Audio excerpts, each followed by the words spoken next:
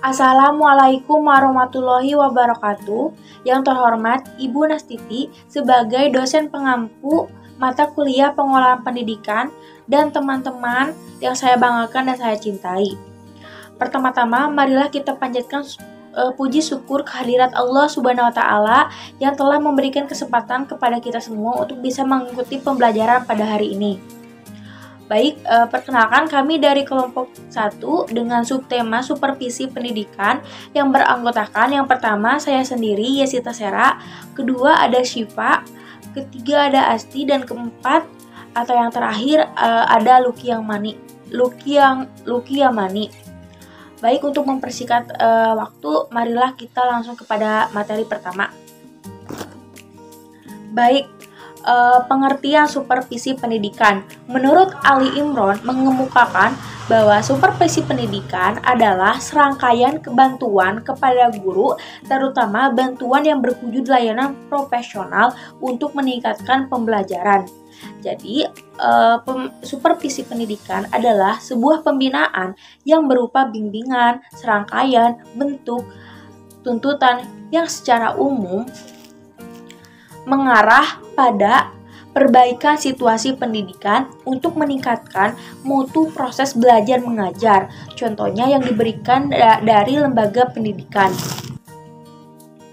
Supervisi pendidikan tentunya memiliki prinsip tidak akan berjalan begitu saja.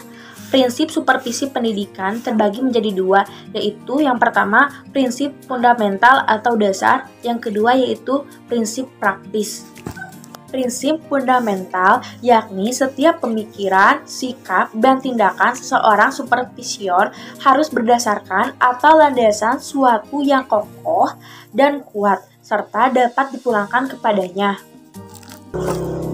Sedangkan prinsip praktis sesuai dengan fundamental sebagai pedoman seseorang supervisor pendidikan Indonesia, maka dalam melaksanakan aktivitas atau kegiatan sehari-hari, mereka berpedoman pada prinsip positif dan negatif. Baik, selanjutnya saya akan menjelaskan mengenai tentang tujuan supervisi pendidikan. Yang pertama, supervisi pendidikan bertujuan untuk membantu guru agar dapat lebih memahami atau menyadari tujuan-tujuan pendidikan di sekolah dan fungsi sekolah dalam usaha mencapai tujuan pendidikan itu.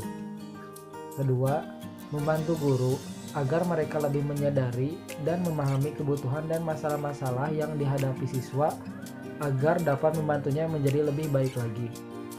Ketiga, untuk melaksanakan kepemimpinan efektif dengan cara yang demokratis dalam rangka meningkatkan kegiatan-kegiatan profesional di sekolah dan hubungan antara staf yang kooperatif untuk bersama-sama meningkatkan kemampuan masing-masing. Keempat, menemukan kemampuan dan kelebihan setiap guru dan memanfaatkan serta mengembangkan kemampuan ini dengan memberikan tugas dan tanggung jawab yang sesuai dengan kemampuannya. Kelima, membantu guru meningkatkan penampilan di depan kelas. Keenam, membantu guru yang baru dalam masa orientasinya agar cepat dan menyesuaikan dan dapat menyesuaikan diri dan dapat mendaya gunakan kemampuannya secara maksimal. Ketujuh, membantu guru agar kesulitan belajar murid-muridnya dan merencanakan tindakan perbaikannya. Baik, selanjutnya ada fungsi dari supervisi pendidikan. Yang pertama ada fungsi penelitian. Untuk memperoleh gambaran yang jelas dan objektif pendidikan, khususnya sasaran-sasaran supervisi pengajaran, maka diperlukan penelitian terhadap situasi kondisi tersebut.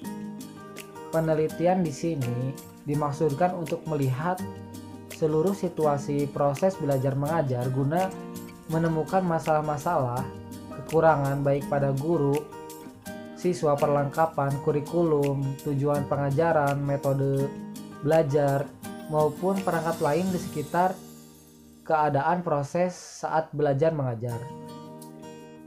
Kedua, ada fungsi penilaian.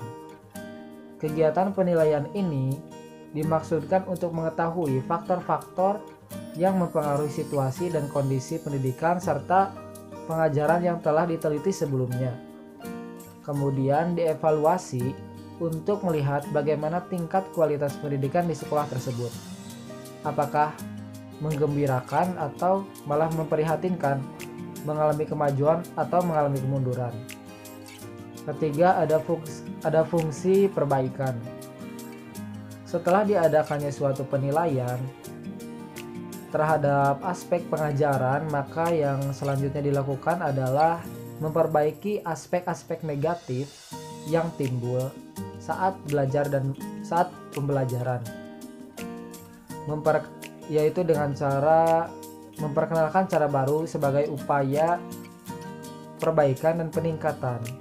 Hal ini dapat berupaya lokakarya, seminar, simulasi, dan cara lain yang dipandang efektif.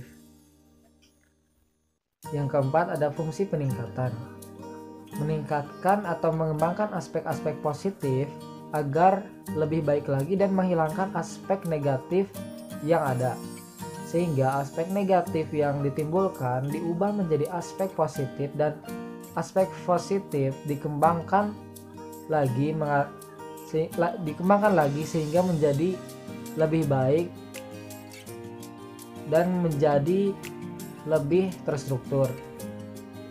Kegiatan ini dimaksudkan untuk menstimulasi, mengarahkan, memberi semangat agar guru mau menerapkan cara baru, termasuk dalam hal ini membantu guru dalam memecahkan kesulitan dalam menggunakan cara-cara baru tersebut. Baik, selanjutnya yaitu jenis supervisi pendidikan. Ada dua jenis supervisi pendidikan menurut Ngalin Purwanto, yaitu yang pertama, supervisi umum dan supervisi pengajaran.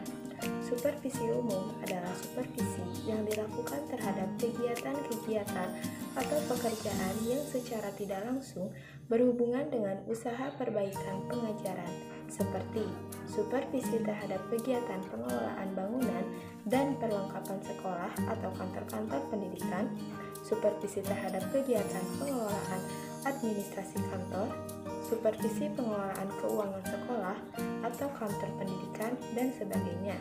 Yang kedua yaitu supervisi klinis. Menurut Richard Waller dalam bukunya, seperti dikutip Ngalin Purwanto, mendefinisikan supervisi klinis adalah supervisi yang difokuskan pada perbaikan pengajaran dengan melalui siklus yang sistematis dari tahap perencanaan, pengamatan, dan analisis intelektual yang intensif terhadap penampilan mengajar sebenarnya dengan tujuan untuk mengadakan modifikasi yang rasional. Selanjutnya yaitu tipe-tipe supervisi pendidikan. Dalam konsep lama, supervisor dilakukan oleh seorang pemimpin, maka dalam tipe-tipe supervisi tidak dapat dilepaskan dari tipe-tipe kepemimpinan, tetapi dalam tipe-tipe kepengawasan. Menurut Suharsini Arikunto, ada 5 tipe supervisi, yaitu yang pertama, tipe inspeksi. Dalam administrasi dan kepemimpinan yang otokratis, supervisi berarti inspeksi.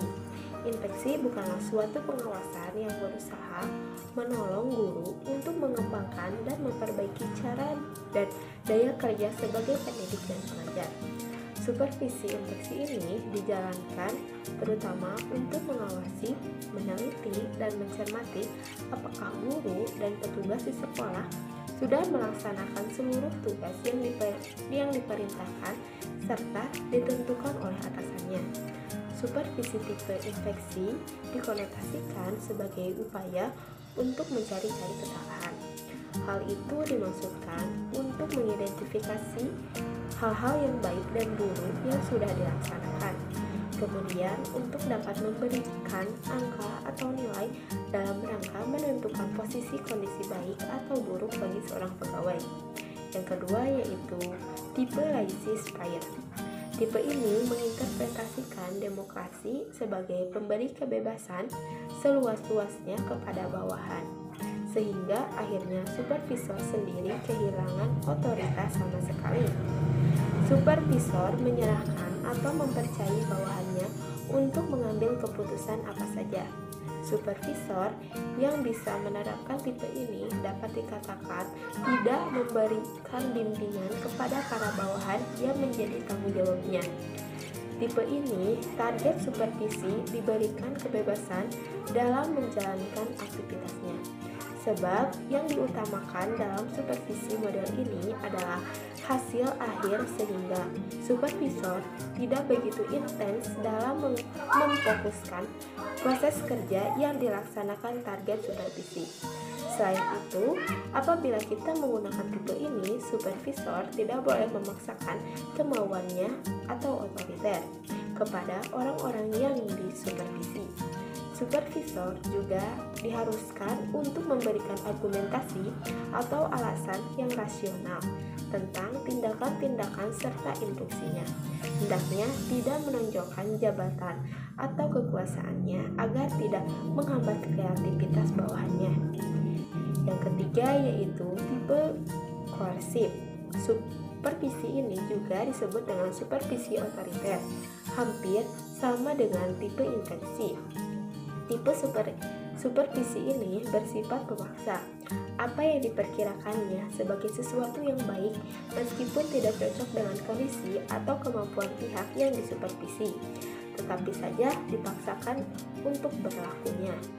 Dengan demikian, pada tipe ini, guru tidak diberi kesempatan untuk bertanya tentang hal-hal yang diperlakukan tersebut. Tipe ini baik dilakukan pada guru-guru yang baru mulai belajar, mengajar, dan pelaku supervisor adalah orang yang telah dianggap senior, sehingga dapat dijadikan panutan dan contoh bagi orang yang disupervisi. Tipe koersif atau paksaan, supervisor dalam melaksanakan tugasnya turut campur dalam mengembangkan pendidikannya. Yang keempat, tipe training and guidance. Supervisi tipe training and guidance diartikan sebagai memberikan latihan dan bimbingan. Tipe supervisi ini berlandaskan suatu pandangan bahwa pendidikan itu merupakan proses pertumbuhan bimbingan. Supervisi yang dilakukan ialah untuk melatih atau to train dan memberi bimbingan atau to guide kepada guru-guru tersebut dalam pekerjaannya sebagai guru. Dalam tipe ini, staf dan guru selalu mendapatkan bimbingan dan latihan dari supervisor, sehingga menimbulkan kurang adanya kepercayaan terhadap kemampuan guru-guru dan staf yang mereka miliki.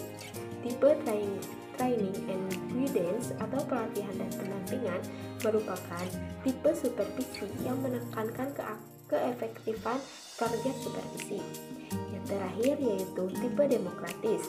Dalam tipe ini, supervisor selalu menghargai pendapat dari para bawahannya atau yang disupervisi dan memberikan kepada mereka untuk mengembangkan dan daya kreativitasnya. Mereka bekerja sama untuk mencapai tujuan bersama. Semua keputusan diambil dengan jalan musyawarah bersama. Pelaksanaan keputusan dilakukan bersama-sama karena keputusan tersebut didasarkan telah menjadi miliknya. Keterlibatan pihak terkait untuk mencapai target supervisi sangat diandalkan dalam tipe supervisi demokratis. Hal utama yang ingin dituju adalah adanya kerjasama pembinaan antara supervisor dan target supervisor pihak terkait untuk mencapai target supervisi sangat diandalkan dalam tipe supervisi demokratis. Hal utama yang ingin dituju adalah adanya kerjasama pembinaan antara supervisor dan target supervisor atau dalam hal ini adalah guru dan kegiatannya.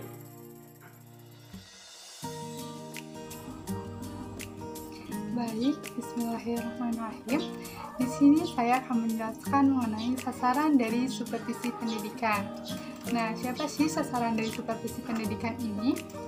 Adapun sasaran dari supervisi pendidikan adalah proses pembelajaran.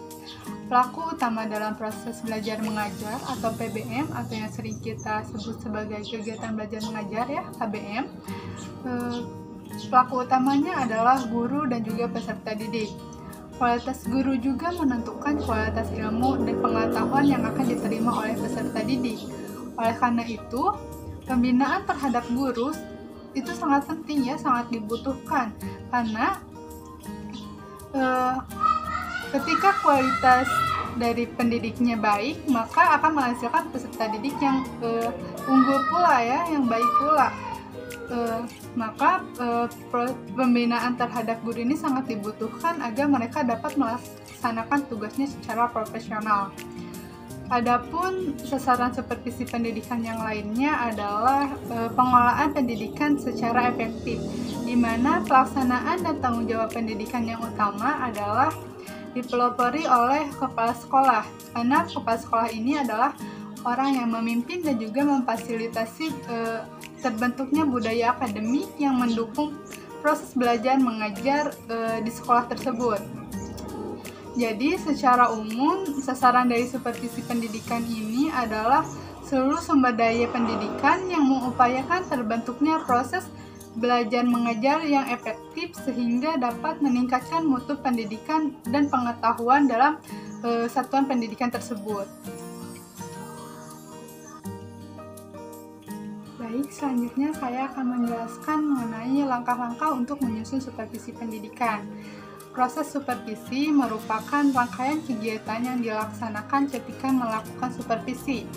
Menurut Pakar 1 Proses dan Teknik Supervisi, Padang 2019, Manajemen Pendidikan tahun 2004, secara umum proses pelaksanaan supervisi ini dilaksanakan melalui 3 tahap. Tahap yang pertama yaitu tahap perencanaan kegiatan. Perencanaan mengacu kepada kegiatan identifikasi permasalahan. Langkah-langkah yang dilaksanakan dalam perencanaan supervisi adalah yang pertama, langkahnya itu mengumpulkan data. Pengumpulan data ini dapat dilakukan melalui kunjungan kelas, pertemuan pribadi, ataupun rapat antar staf. Nah, langkah yang selanjutnya setelah tadi mengumpulkan data yaitu datanya diolah dan lalu kita melakukan koreksi terhadap kebenaran data yang telah kita kumpulkan tadi. Lalu selanjutnya mengklasifikasikan data sesuai bidang permasalahan. Setelah itu, langkah selanjutnya yaitu menarik kesimpulan tentang permasalahan sasaran dengan keadaan yang sebenarnya. Lalu langkah yang terakhir dalam pengumpulan data ini yaitu menetapkan teknik yang tepat untuk digunakan sebagai cara memperbaiki atau meningkatkan profesionalisme pendidik. Lalu kita lanjut kepada tahap pelaksanaan kegiatan. Pelaksanaan kegiatan ini merupakan kegiatan nyata yang dilakukan untuk memperbaiki atau meningkatkan kemampuan dari seorang pendidik. Kegiatan pelaksanaan merupakan dapat terlaksana secara efektif jika pelaksanaannya sesuai dengan perencanaan yang telah ditetapkan. Dan juga setelahnya nanti akan ada follow up untuk melihat keberhasilan proses dan hasil pelaksanaan dari supervisi pendidikan tadi. Lalu yang selanjutnya adalah tahap evaluasi kegiatan. Evaluasi merupakan kegiatan untuk menelaah keberhasilan proses dan hasil pelaksanaan supervisi. Evaluasi dilaksanakan secara komprehensif. Sasaran evaluasi supervisi ditujukan kepada semua orang yang terlibat dalam proses pelaksanaan supervisi. Hasil dari supervisi pendidikan akan dijadikan pedoman untuk menyusun program perencanaan berikutnya. Ini adalah pendapat dari Sutopo dan Sumanto tahun 1984.